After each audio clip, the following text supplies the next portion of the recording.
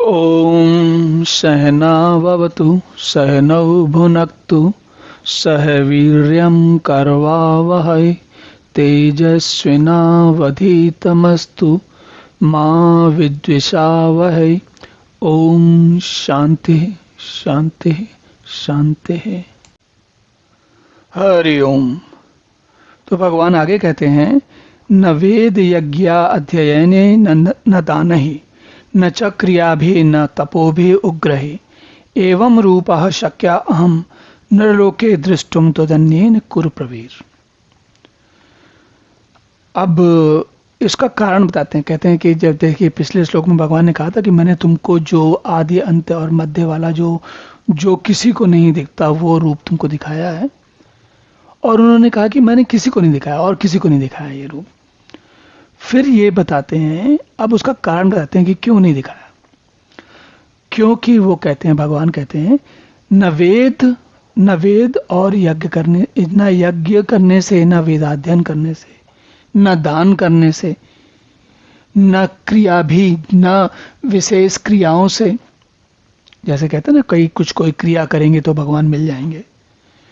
और न तप, न उग्र तपों से, बहुत उग्र तप।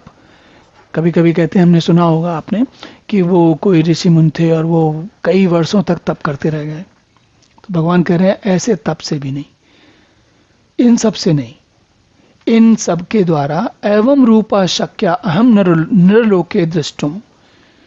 तो ये जो एव रूप है, जो भगवान, जो मेरा रूप है, ये ऐसी किसी प्रकार की साधना से नहीं दिखता, और ये तुम्हारे अतिरिक्त मैं किसी को नहीं दिखूंगा, इस प्रकार से नहीं दिखूंगा। तो भगवान ने अर्जुन के लिए स्पष्ट बता दिया कि भाई तुम विशेष हो, तुम्हारी बात कुछ और है। और क्या बात और है, क्यों, वो भी उन्होंने बार बार बताया है। कहते हैं कि तुम्हारी मेरे ऊपर असीम श्रद्धा है, तुम्हारी मुझ में अनन्य भक्ति है, और तुमने बाकी सारी चीजें छोड़ दी। अब तुम केवल मेरे सम्मुख, मेरे आश्रय में आ चुके हो, इसलिए मैं तुमको दिख रहा हूं। और ये जो सारा कुछ कार्यक्रम जो भगवान बताते हैं, देखिए यहाँ पर ध्यान उनके लिए बताया जाता है।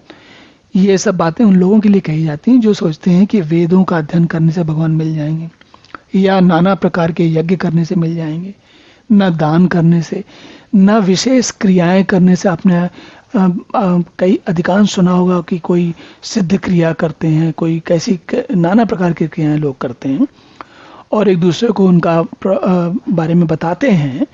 लेकिन भगवान कहते हैं कि मैं उन सब से नहीं मिलता, ना उग्र तपों से मिलता हूँ।